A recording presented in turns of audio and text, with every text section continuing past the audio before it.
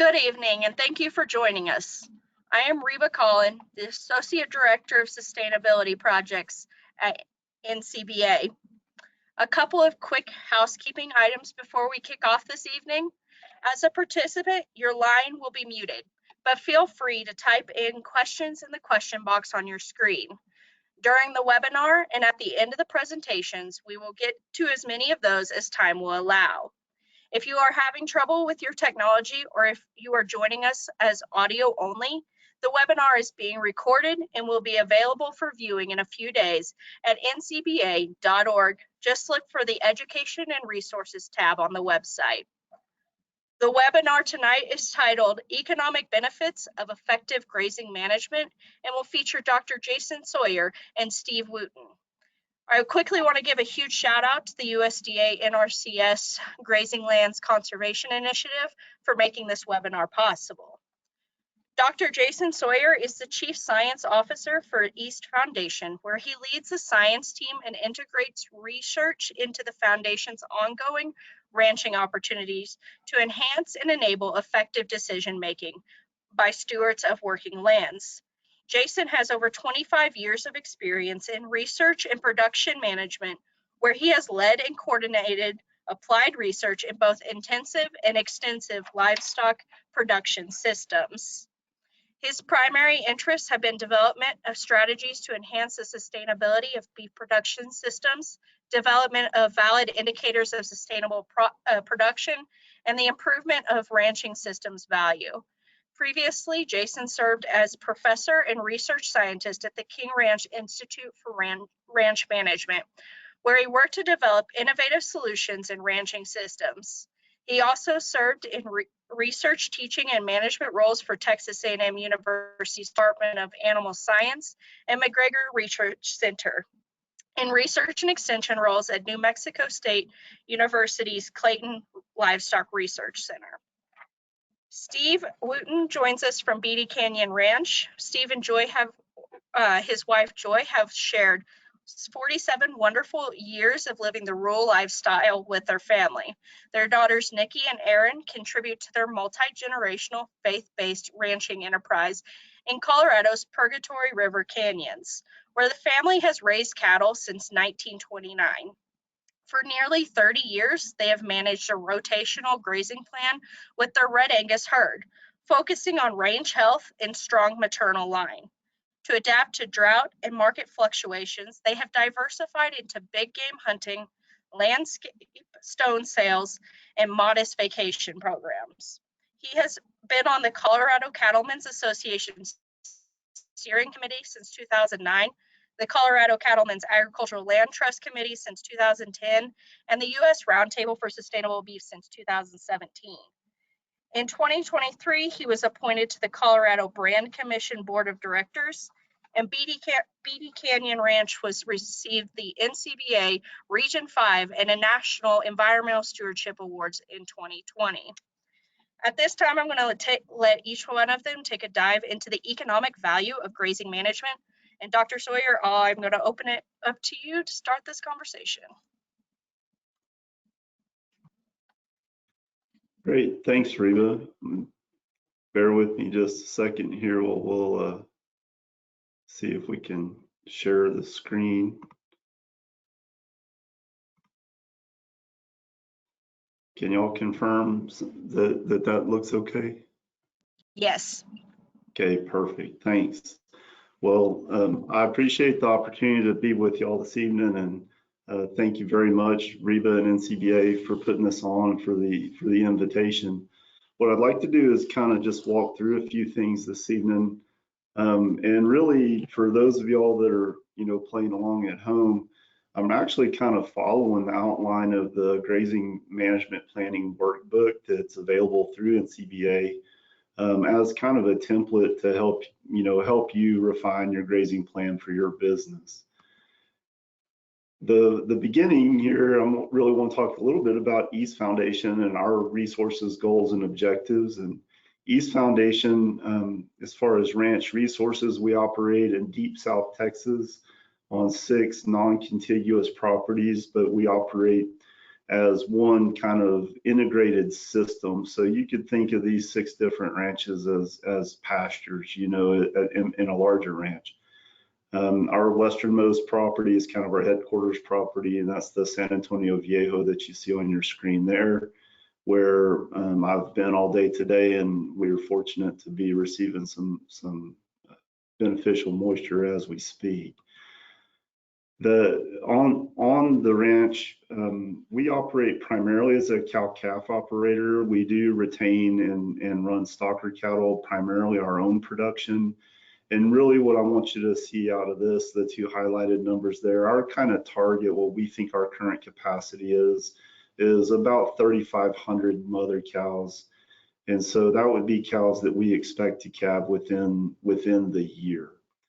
We are both spring and fall calving. Our system, cows enter as spring-born heifer or spring calving heifers.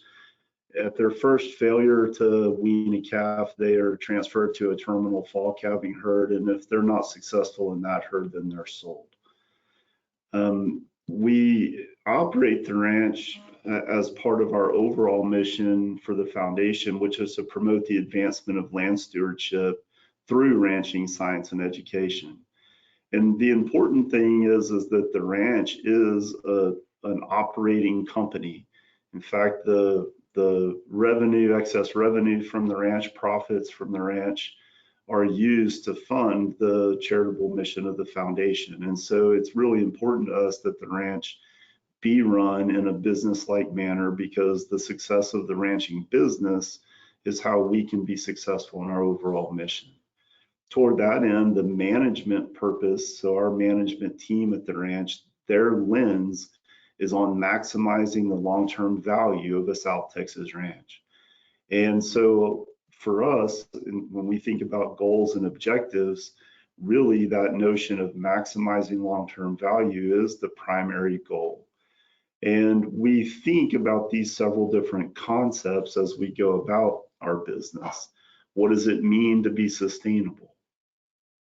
Why are we so concerned about the value of the ranch if we don't actually intend to sell it? Well, we think that the composite value of the ranch, in other words, the sum of its value as a livestock production unit, its value as wildlife habitat, and its value for other land uses, the sum of all those values is really what value of land is all about.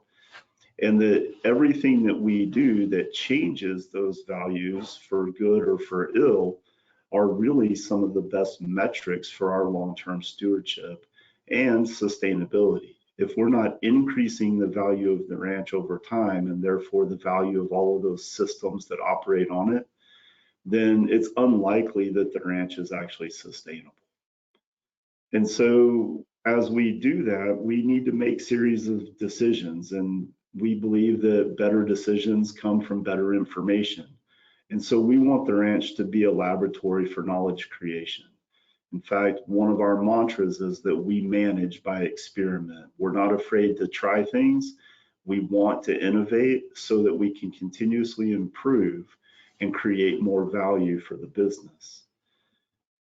These are what we currently work from in our plan as the key strategies for value creation within the business. The number one thing there is increasing carrying capacity through grazing and vegetation management. I'll talk a little bit more about each of those as we go. We're primarily, obviously, a cattle producer, and so we're interested in increasing production value and efficiency, so think herd improvement. We believe, again, that better decisions come from better information. So how do we transform our production records and financial data into better information that drives our decision making and increases value? We think that it's of the utmost importance to manage for multiple enterprises. And so we consider wildlife value and other ecosystem services as part of our overall value creation strategy. And certainly not least, the development of people both within the business and external to the business, is extremely important to us if we want this business to have a future. Now, all of these things are related or integrated into our grazing management as well. And so when we talk this evening about the business of grazing or the economics of grazing management, really grazing management underlies all of these strategies for value creation. So the first thing that we want to think about is stocking rate and our pasture utilization plans. We think that stocking rate is the most critical decision that we make.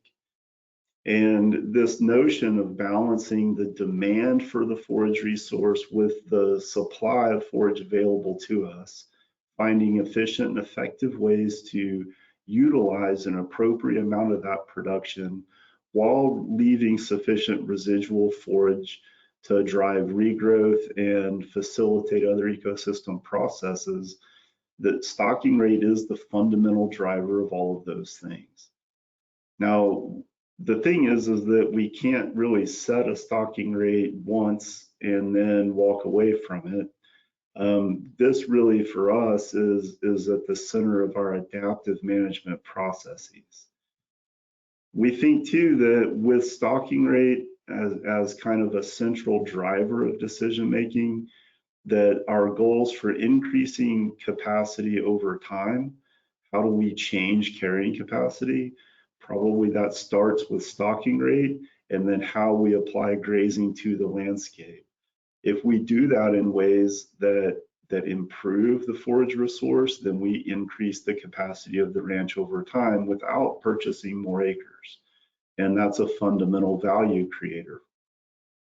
To do that means that we do have to be adaptive. We have to adjust to changing conditions, and we have to acknowledge that we're not always talking about carrying capacity for cattle only. The wildlife enterprise is incredibly valuable. In South Texas, it's at least equivalent for most ranches to their livestock operations in terms of revenue generation. And so it's really important that we think about our stocking rate and habitat management as part and parcel of our overall business strategy. The reason that stocking rate is so important, other than its impacts on our land base and our grazing capacity, is that inventory of cattle is a primary driver of the business success in the cow-calf operation. If we can't achieve optimal capacity or with inventory, then we're not going to be at a cost minimizing level of production. And so this chart that I'm showing here kind of demonstrates what happens as we go from kind of low inventory up to higher levels of inventory. You can see the red line is our fixed costs. And as we change inventory, we reduce the unit or cost per cow of the fixed costs. In other words, we spread them out over more cows. And that means that our total costs also decrease down to a point. Now, if we go too far, though, if our inventory exceeds our fundamental capacity, then the external feed purchases and losses of production that we might suffer start to escalate our unit cost. So it ends up with this U shape. And the cost minimizing level in a range operation is about our capacity. This is one way to think about the carrying capacity of the ranch, is where do we achieve cost optimization with inventory. And of course, that inventory across our acres is our stocking rate. Now, what we do is think a little bit about this. What could we do to get 1% better? And many of you might be familiar with the popular book Atomic Habits by James Clear, and he talks about being 1% better every day. I wish I could get 1% better every day. I'll be doing well to get 1% better every year maybe. And in fact, what we've done is sat and said, what if we could change the carrying capacity of the ranch on average by 1% per year?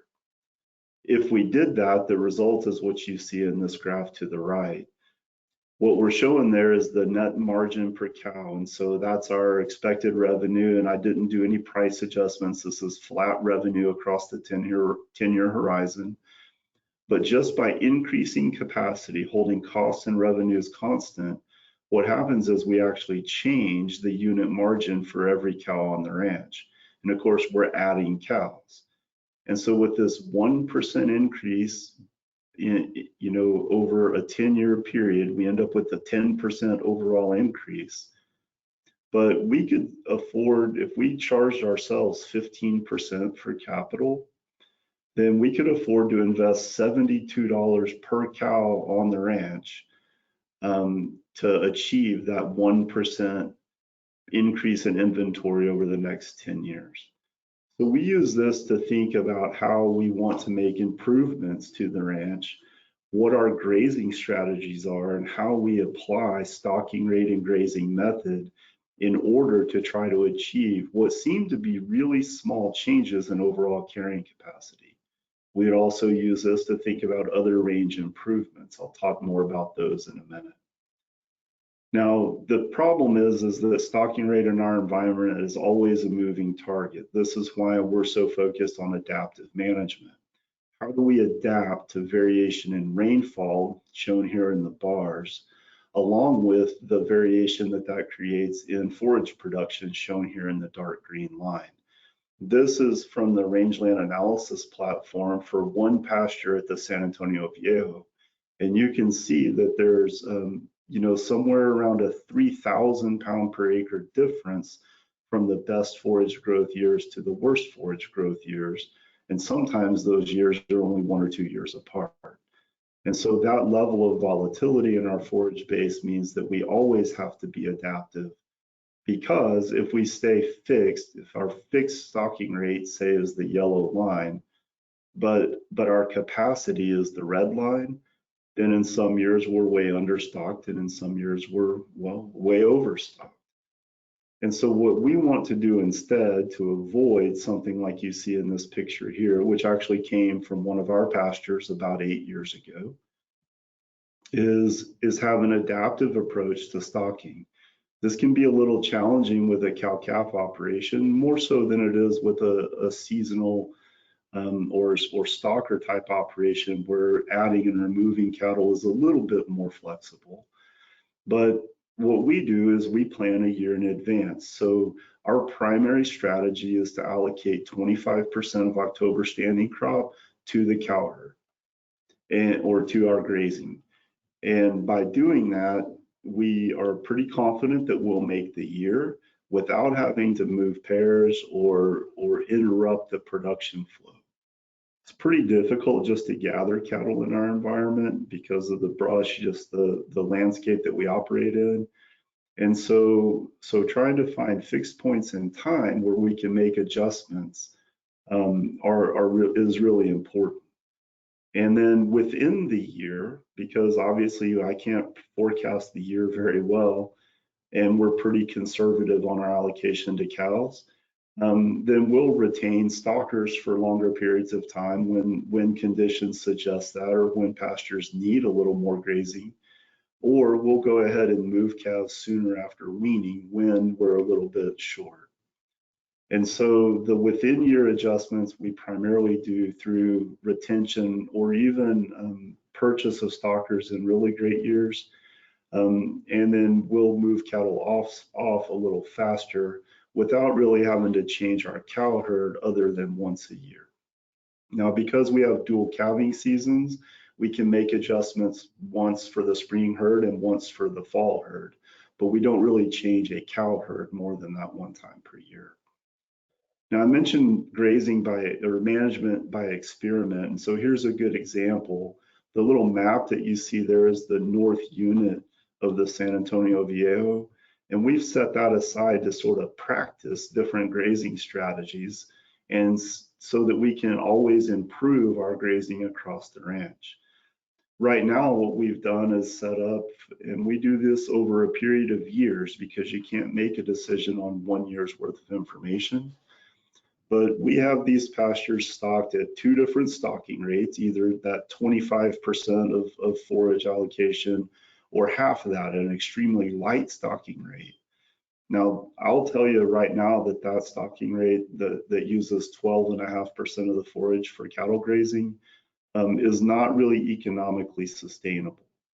The reason we do that is to see if that hastens range improvement. In other words, if we stocked lightly for 1 or 2 years, would it increase capacity enough to justify, think about that reduced revenue for those 2 years as an investment in the long-term future of the ranch. And so we're doing that, and we're collecting data to help us decide whether that's an effective long-term strategy. Certainly it might be a strategy we would deploy for certain areas of the ranch at certain times, not necessarily the entire ranch. We also evaluate grazing methods, continuous grazing, or a three pasture, 1 herd sort of a deferred rotation system that we've developed that's pretty specific to our environment. Now, what we have learned so far suggests to us that we gain certain benefits. Not all of them are related to forage production, but they are related to the cost of operating the ranch. When we use this, and we use 3 or 4 pastures when we've deployed this across the rest of the ranch, one of the benefits that's non-forage related is that we handle cattle with a little more frequency. We make some additional investment in making cattle easier to handle. And because we're asking the cows to move periodically as a group, well, then they've become much easier to gather for branding or weaning or other operations. And when we do that, one of the metrics that we track is our gathering efficiency and the cost of gathering cattle. 5 years ago, we budgeted about $300,000 a year for helicopters to gather cattle. And in the last fiscal year that we closed out just this past year, our total helicopter expense was about $12,000. So one of the things that deploying rotational systems across the ranch has done by improving the handling of the cattle is saved us over $250,000 a year in helicopter expense. But we do things besides grazing management, but I'm kind of putting all this into our overall grazing plan because we do these things primarily to change carrying capacity. So when we talk about pasture management, we're primarily talking about vegetation management. For us, brush is a significant component of our landscape, and it does increase over time. That's usually independent of grazing. And so our grazing management might influence the patterns of brush invasion, but it doesn't really reduce it or change it. I mean, it won't eliminate it. So how do we deploy fire and chemical control in combination on our landscapes to maintain the mosaic that's kind of unique to South Texas? We don't want to eliminate brush because it creates positive wildlife habitat, but we do want to manage the mosaic of that so that it optimizes for both wildlife and grazing. We also consider enabling improvements that change our capacity, typically by changing our ability to harvest forage effectively and at the rates that we wish to. In other words, to avoid overuse of certain areas or underuse of other areas. Water development historically is a primary method of doing that for us over fairly large pastures. A lot of times fencing isn't the most cost-effective solution, but we fence waters. Instead of cross fencing a 20,000 acre pasture, we fence water lots, and therefore we can open and shut gates and cause cows to move around the pasture as if it was a rotational system under one fence. I want to remind you of the slide earlier about the return on investment for increasing carrying capacity. This is a lens that we apply to all of these decisions about vegetation management or enabling improvements like fencing or water or habitat improvement for wildlife. we currently are very interested in habitat improvement as an investment. And what can we do to change habitat structure so that we get a joint benefit, both for improving the quality or quantity of grazing and increasing our grazing capacity, but also increasing the carrying capacity for wildlife. White-tailed deer, bobwhite quail, and nilgai antelope are 3 economically important species in our system. Those 2 of those 3 species might be viewed as being somewhat competitive with cattle or having slightly different habitat requirements. And the third, quail, actually benefit from periodic intense grazing more so than light continuous grazing. And so we think about those alternative enterprises as part of the business of our grazing management. I've already talked a little bit about wildlife, and I think that for many people in Texas in particular, the wildlife enterprise is economically viable, and how we are able to monetize that is really contingent on maintaining quality habitat and opportunities for hunters to enjoy that recreational activity on ranches. But it's not the only value. So wildlife has lots of amenity value, even external to consumptive use like hunting. And so as we think about this, we also think about the compatibility of our ranching operations with, say, threatened and endangered species. Maintenance of habitat for wildlife species in the public interest and the public trust is an ecosystem service delivered by ranches that we believe is both important and valuable. And so we actually focus a fair amount of effort on management of threatened and endangered species that we happen to have on the ranch. Now, one of the things that I really like to remind people about, especially people who aren't directly involved in ranching, but that we interact with because of their interest in those species, is to remind them that those endangered species aren't on our ranch in spite of ranching. They are still there because of ranching, because that ranch has been operated in a viable manner for a long time. And the longer we can continue to be economically sustainable, the ranch will stay intact and provide that good habitat.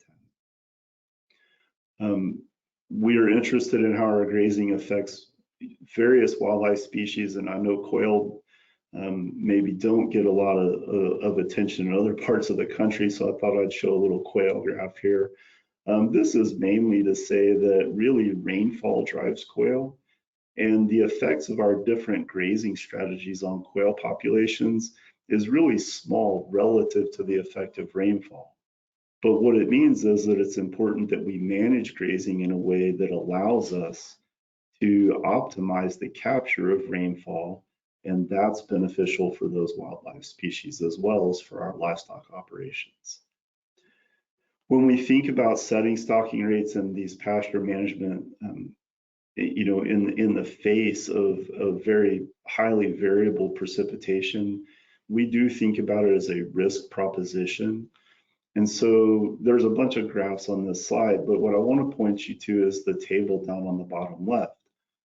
Now, what we've done here is said if we went and set a stocking rate anywhere from 20 acres per animal unit up to 100 acres per animal unit per year, then that implies a certain amount of forage production in each of those stocking rates. In other words, if I set the stocking rate at a cow to 50 acres, then that implies that I expected about 760 pounds per acre of forage production on that pasture. And for us, that means that I expected about 16 inches of rain. But in any given year, and there's a 1 in 4 likelihood that I'm going to be overstocked, even at 50 acres per cow. And so by thinking in this manner, right, what is the risk of overuse at a given stocking rate? It starts to help us think about contingency plans how prepared should we be to reduce headcount or move stocker cattle, given the choices that we've made ahead of time about stocking rate? We also, in order to make those types of decisions, we obviously have to have some data. We have to have information to drive decisions. And so some of the things that we use for that purpose are cost accounting approaches that are nearly real time. We try to maintain our books so that when we close the books at the end of a month, it's within a week of the end of the month, and we manage our cost accounting in such a way that at any given time, we know what our cumulative investment in a calf that's still on the cow side is at that time. By doing that, then when we do need to make decisions about moving animals, adjusting inventory, changing headcount, then we can do that based on their value and relative to the capacity of the ranch. We also use other tools that are available to us. We have a strategy for the use of pasture, range, and forage insurance, the thing we all call drought insurance, but that our insurance agent tells us is not drought insurance. And we think that that's an important part of our overall portfolio. We are fortunate because we have some geographic hedging. In other words, we have a ranch that's way west, and we have one that's on the coast, and it doesn't rain the same way at both places. And because of that, we're able to use our geography a little bit as a weather hedge. And the other thing is that we think about maximizing value in the long term for the life of the ranch, which is perpetual. And because of that, we're more willing to make a sacrifice today to improve tomorrow. When we think about increasing the carrying capacity of the ranch, and I mentioned that 15% cost of capital, when we think about that cost of capital versus just plain old cost, then that causes me to think about those opportunities as investments in the capacity of the ranch rather than just spending money. And it definitely changes our perception about how we think both about our grazing management, our pasture management, investments in wildlife habitat, and all of the things that are kind of fundamentally related to our decisions about grazing. So we really do think that grazing is the heart of our business, and our decisions and management of grazing are really the thing it's the most available tool that we have to drive value creation for the ranch and to truly maximize the long-term value of a South Texas ranch. But we want to manage by experiment. I really don't have many answers. I have a lot more questions than answers every day. And so we sort of seek to answer some of those questions. How should we set stocking rates? Are we doing it right? Is there an opportunity to innovate? Should we think differently about how we treat brush? Should we think differently about how we think about fences and moving cattle and handling cattle? All of those things are opportunities for us to get better every day. And because we want to manage by experiment, that means on the flip side, we need to do some experiments if we really want to improve our management. And so overall, grazing is at the heart of what we all do. It's at the heart of how we manage and create value for the business and for the ranch, not just today, but for tomorrow. And if we really want ranching to be sustainable, then we need to think about how we make the business of grazing more viable, more productive, and better able to communicate not just with our own teams, but with the people that are around us so that they understand the true value, the long-term value of having open spaces and wild places where cattle graze and wildlife thrive, and keeping ranchers on ranches in the long term. So I appreciate the opportunity to visit with y'all this evening, and look forward to having any discussion that we might have later on. And I'm going to turn it back over to you, Reba.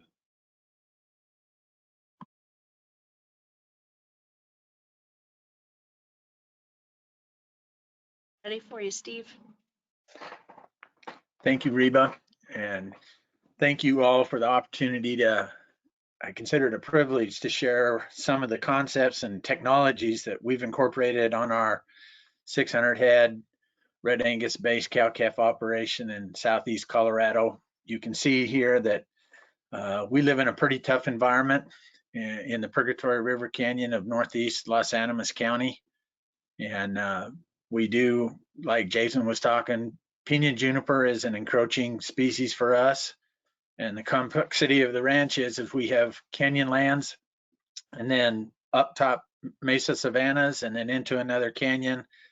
And so we developed a rotational grazing system that's also tied to seasonality, so that in the coldest part of the winter, we're in the bottom of the canyons where we've got live water.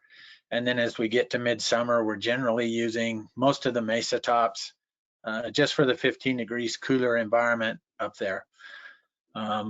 We kind of look at grazing and the ranch as an entirely holistic, that grazing is the main tool that we use, but it is not everything that we're managing around. And a lot like what Jason said is our wildlife operation.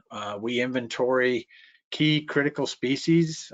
We're even paying attention to insects, because in our 10 to 13 rainfall environment, it tells us a lot when we see dung beetles in dung, when we see certain species around water holes, flying insects and such. It gives us an indicator of what's happening overall in the operation that we're trying to manage.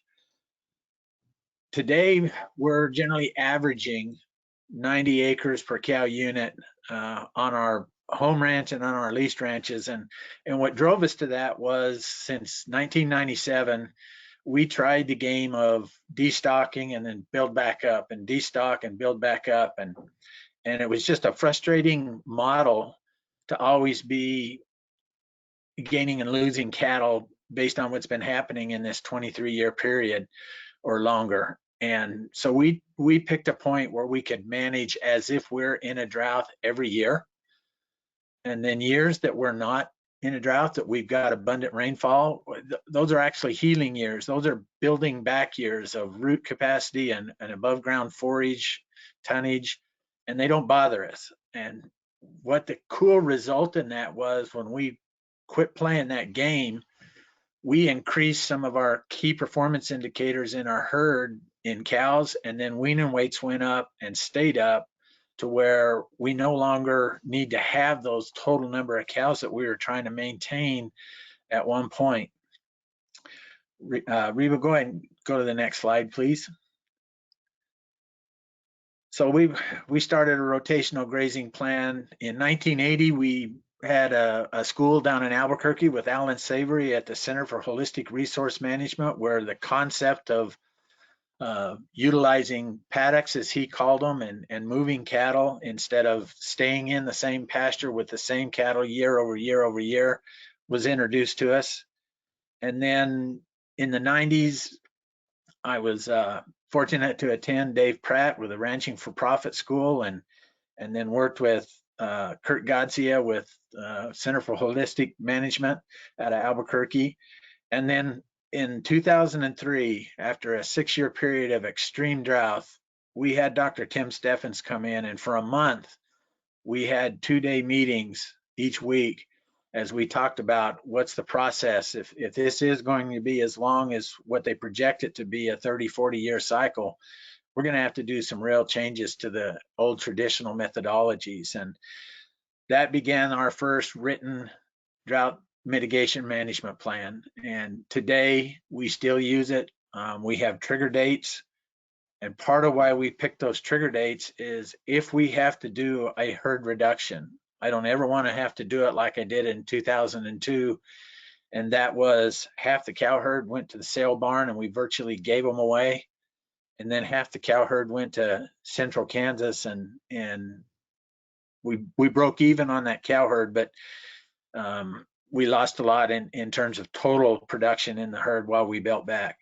And we went, that's not an economically feasible model of trying to outdrive a drought or liquidate during the worst part of the drought. So our plan has periods in October, March, January, and we have, if we need to make a decision that decision gets made immediately. There is no fudging it for 30 more days. Let's wait and see.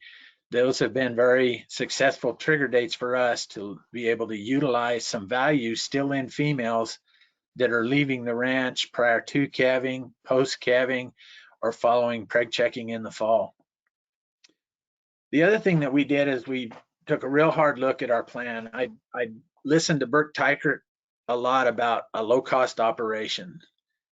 And we, for about 270 to 300 cows on our home place, we were laying in 300 ton of hay a year. And we were buying 4 to 5 semi-loads of pelleted feed. And we were exactly what he described as cattle that are on a welfare plan.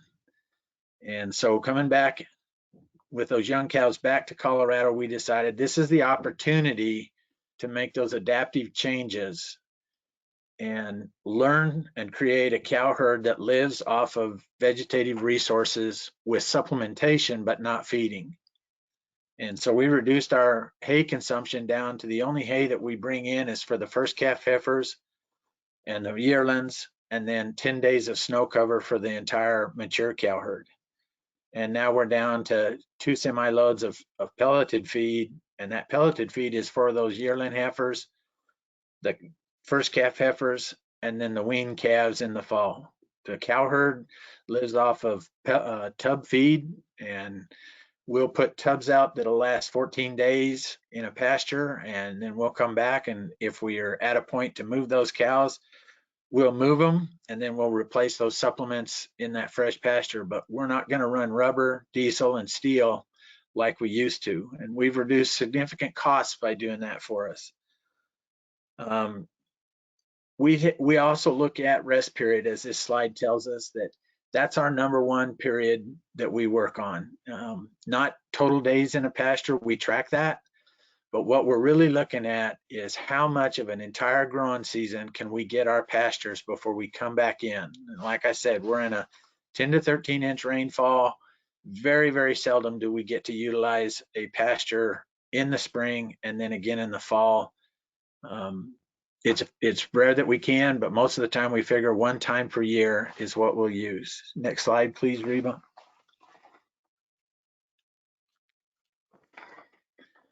You've heard the saying that you can't manage what you don't measure. And this was how we started with our monitoring.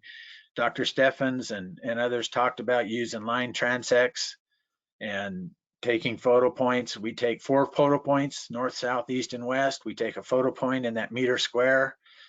And at first I started with clippings just to get an idea of what was the total production and then what was the total edible production in that meter square. Next slide, please. And going down that 100-foot transect, we dropped a rod at every 2 feet, and then we recorded whether it hit a plant, and if it hit a plant, was it a species of grass? Was it a cactus? Was it a browse or a forb?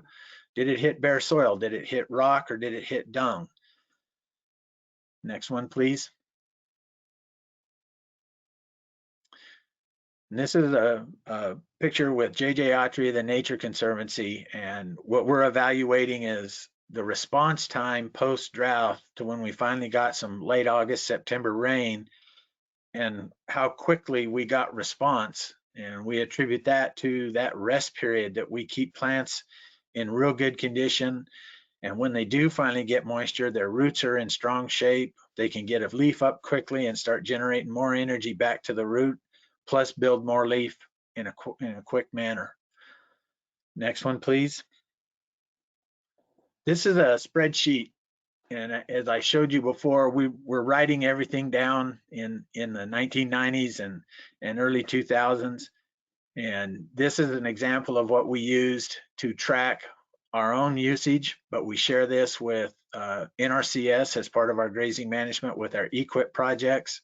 We also supply this to any of our leased ranches, to the owner of the leased ranch that shows what days we were in. And some of them have some targets for us that they'd like us to not be doing any grazing after the 1st of July or the 1st of August. They bought those properties as recreational hunting properties. And so they'd like the cattle to be gone in the mid to late summer, and the concept there is if the cattle are gone, then the wildlife come back in, and I think Jason and I understand that they live together year round. They are compatible. They're not competitive to each other. It's really about the good management of those vegetative resources that's going to have both populations in abundance at any one time, but we respect what they want to do. So this is an example of a spreadsheet model that we've developed that we can share out. Next slide, please. Today, we're no longer doing the line transects. We're no longer just recording everything in our books. We still do some written stuff, but we've moved over to platforms like this that we can incorporate quite a bit of data, plus our cow moves, and be able to reference it, that either one of us in our offices can share what's going on. AgriWeb is one that we're using right now with the Nature Conservancy on a lease ranch that we were leasing from them. They like pasture maps, so we used pasture map for them while we were on that ranch. Next slide, please. It also allows us to collect data while we're out moving cattle horseback or going through pastures, dropping supplements like mineral, salt, protein out. Then we can come back, and when we're in Wi-Fi, it uploads to the desktop model so that it's seamless. We don't have to be carrying our laptops with us. We can be offline, collect data, and then upload it. Next slide, please. So this is our home ranch and the pastures that we've divided onto our home ranch. We've got, including small traps and holdings, we've got almost 36 different pastures that we can utilize. And we typically run 2, maybe 3 different cow herds. So there'll be a mature cow herd, there'll be a first calf heifer cow herd, and then the yearling heifers. And at times we'll combine the yearling heifers for breeding with the first calf heifers because their nutritional requirements are somewhat similar. And that's based on total available forages and how we're going to be able to utilize pastures different from previous years, so that we create a mosaic of movement and try to not be in those pastures at the same time year over year.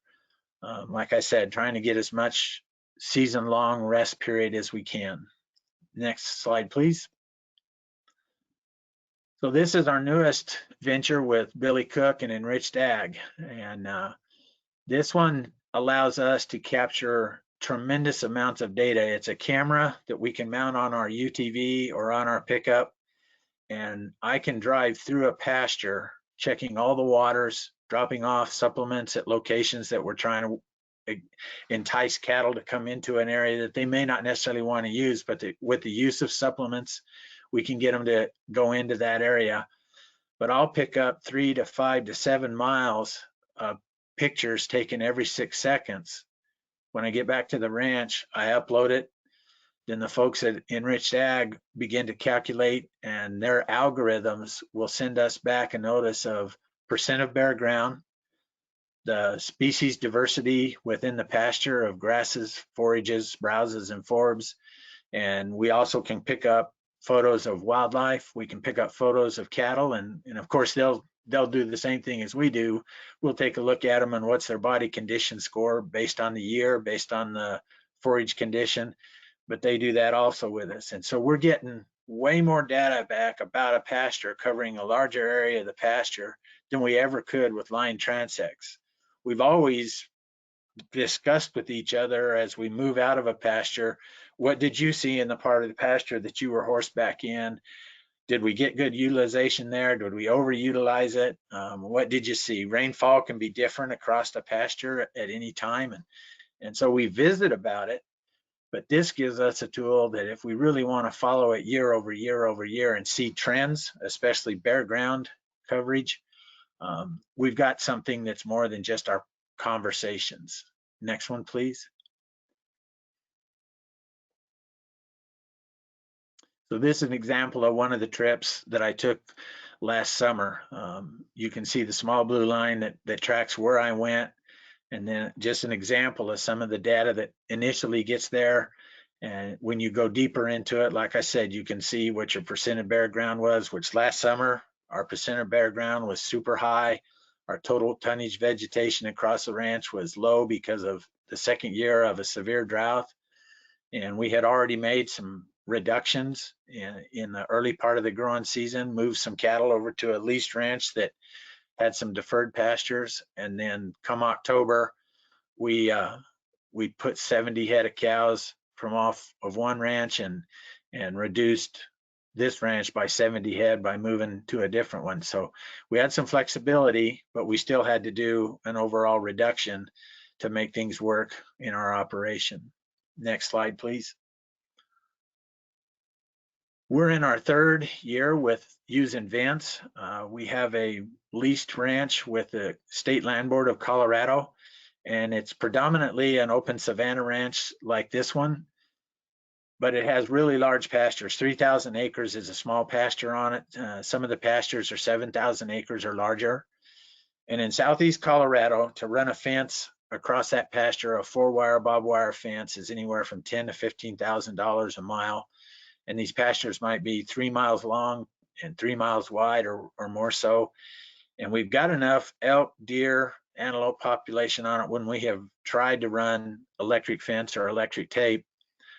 That's a 2 or 3 time a day job for one person to just ride fence. And our moves on these pastures are anywhere from 30 days to 45 to 60 days staying in these large pastures. And what we've found is we are not getting uniform utilization. And this tool, we think, is helping us get that utilization where the cows don't keep going back to the very best part of the pasture with the best soil and the best grama grass. And we need them to be in some shale barren soils with needle grasses and galleta. And we need them to spend some time in that just to protect those higher quality areas, but get more uniform rest period and more uniform utilization. Next slide. This is the tower module.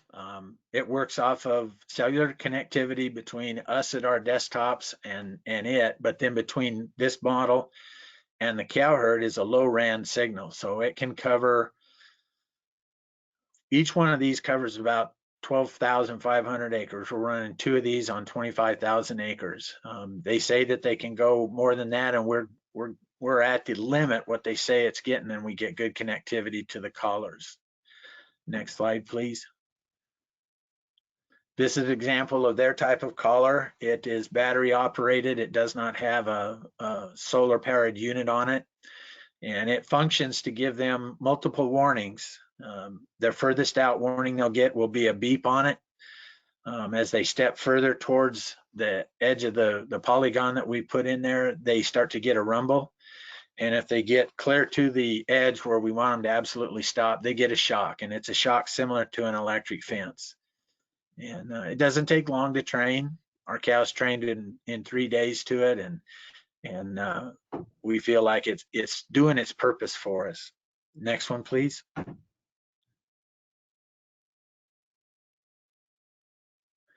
So these are some of the attributes that Vents provides, and they're continuously improving. They're looking at more ways that they can collect data. They'd like to get to a point where they have a temperature reading on it. They'd like to get to a point that it alerts you if there's an individual animal that hasn't moved for 2 or 3 days. Right now, you're checking it every day to see what the model looks like on the vents, but they're looking at improving the data back and how much of it can be response time to us. Next one, please. So our purebred breeders have been in the lead on genetic and genomic development within the purebred industry for quite some time. And as I said earlier, you can't manage what you don't measure. And as our purebred resources have gotten to where genomics is becoming a part of it with EPDs, I felt like we needed to get a baseline. And so Brady and I agreed that the way to do that is we start pulling DNA sampling off of all the returning female heifers, young yearling heifers that are coming back into the herd, and build a baseline model of what our DNA profile looks like. We thought we had a pretty good idea because calve and ease is number one for us. Everything starts with live calves, and we just have no patience with dystocia. But we really thought, you know, we're hitting our targets, we think, with weaning weights. We're hitting our targets with yearling weights on heifers. We're getting good feedback from the guys that buy our steers and feed our steers, and they utilize the Red Angus feeder calf certification program. But we really didn't know in terms of Brady and Aaron making selections. Next slide, please. And so what we wanted to provide them, we hope, is with that model, and they're looking at 6 or 7 different breeders every year. And if they got 250 bulls in the catalog, the way they're selecting right now, they might be looking at 6, they might be looking at 12 bulls that they really want to take a phenotypical look at them when they get there. We're hoping that with a model of what our genomics is in our cow herd, they can make targeted selection of where they want to make improvement. If they do want to push weaning weights and feel like we've got room in our forage capacity to increase weaning weights with calves strictly, excuse me, strictly on grass with minimal supplementation, then that's a tool. And then fertility, maintenance of energy in the female side, we want to make sure that we're making that one good.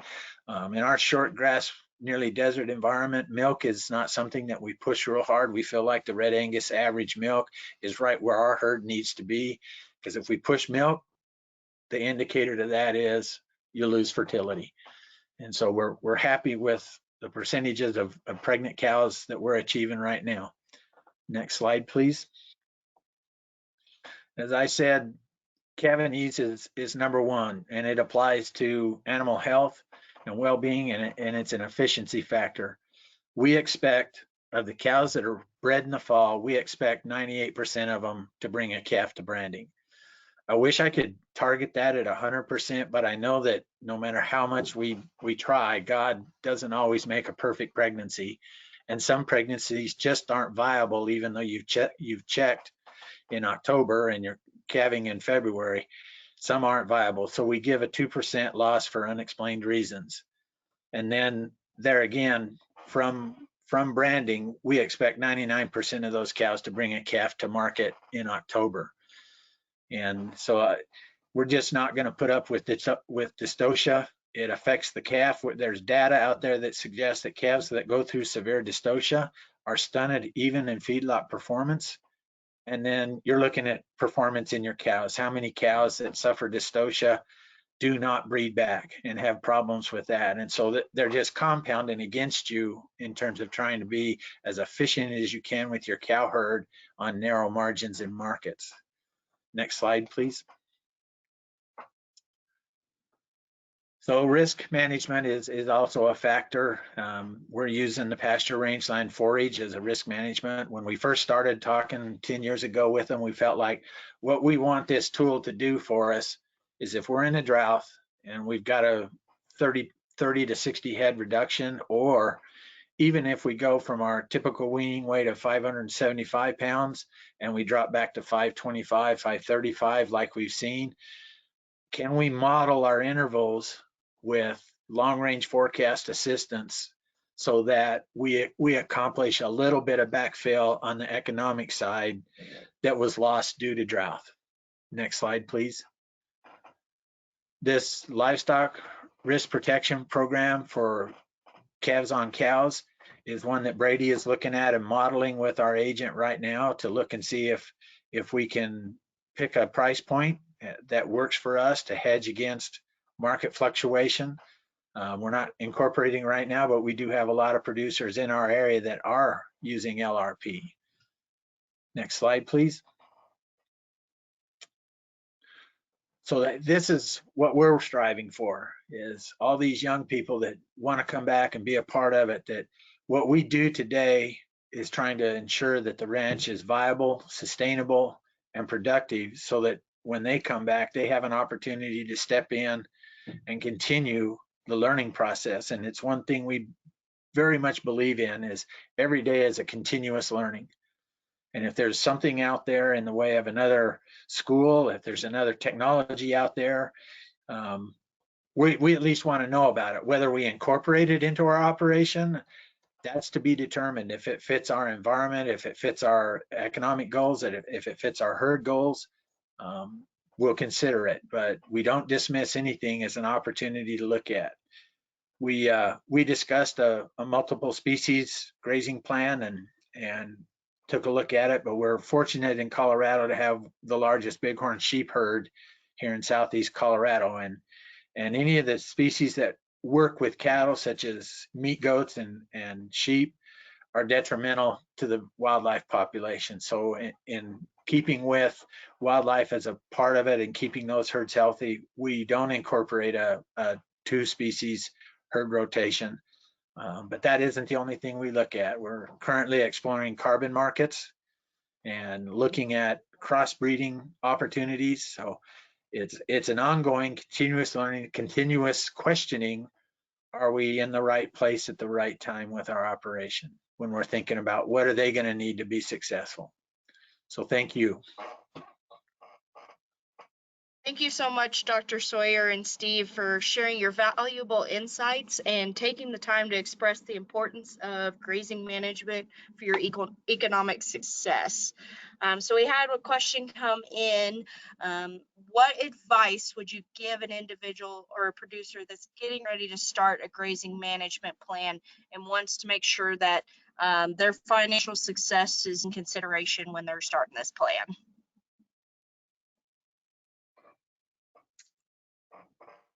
When we first started, we put the cow herd together and we didn't try to subdivide any pastures.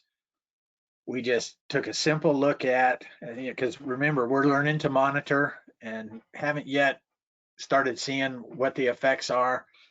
But we put the cow herd together and we had 20 some pastures, and we basically took 365 days a year and calculated the acres in the pasture. And then that was our first step basis of what we could potentially move through those pastures, moving those cows.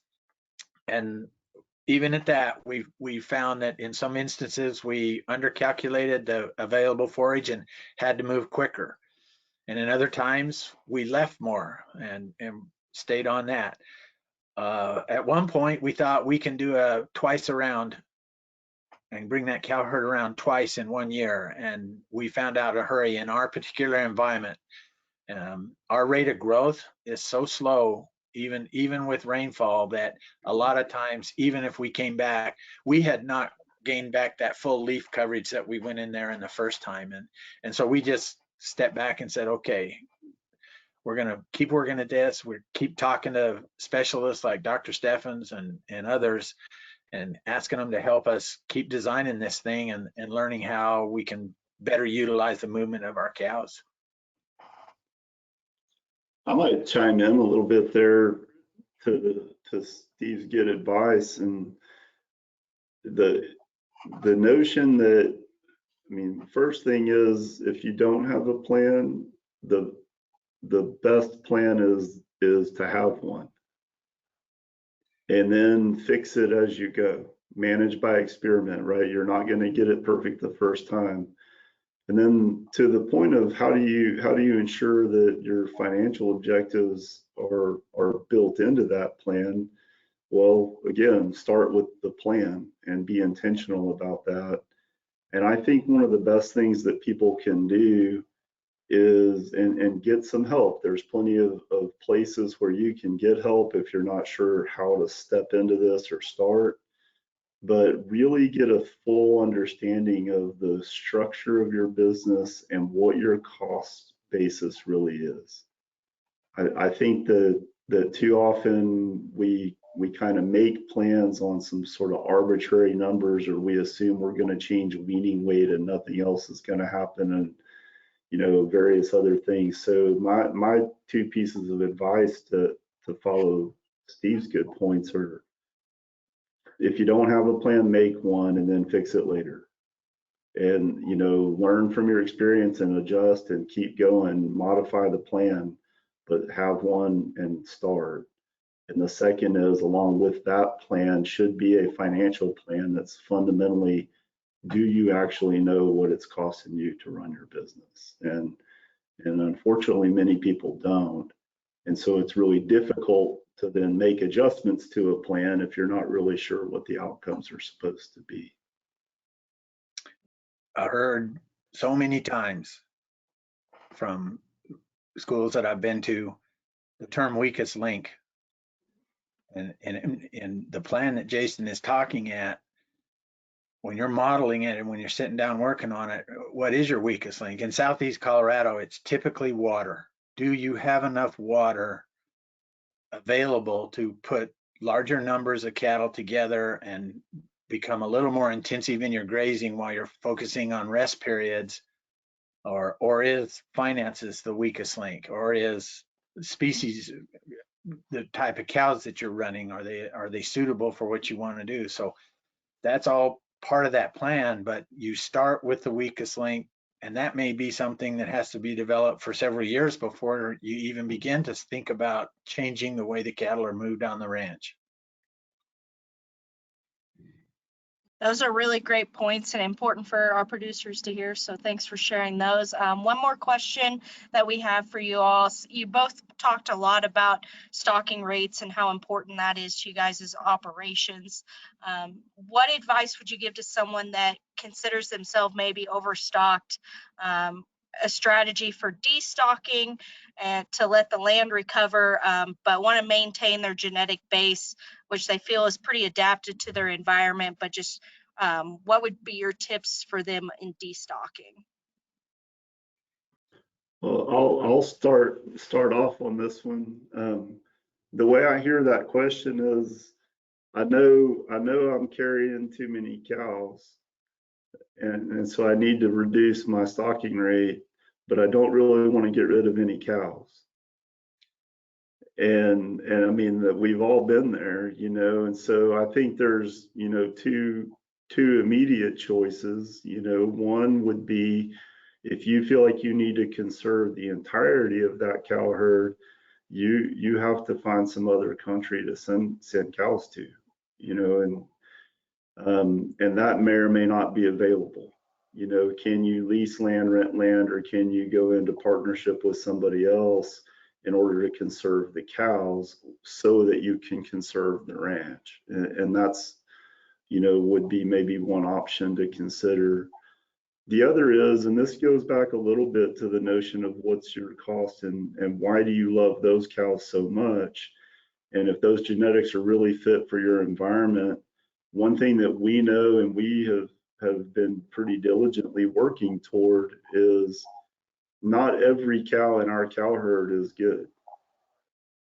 I mean, and while we've tried really hard to improve the average of our cow herd, all averages have a range around them. There is a bottom 20% to every cow herd, no matter how good it is.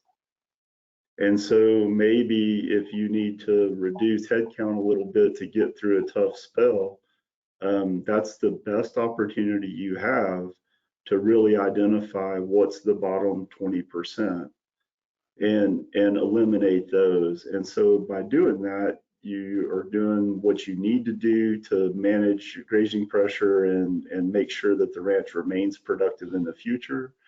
And you're also increasing the productivity of your future herd by improving the average. You can improve the average by getting rid of the bottom end, and there's a bottom end to all of them.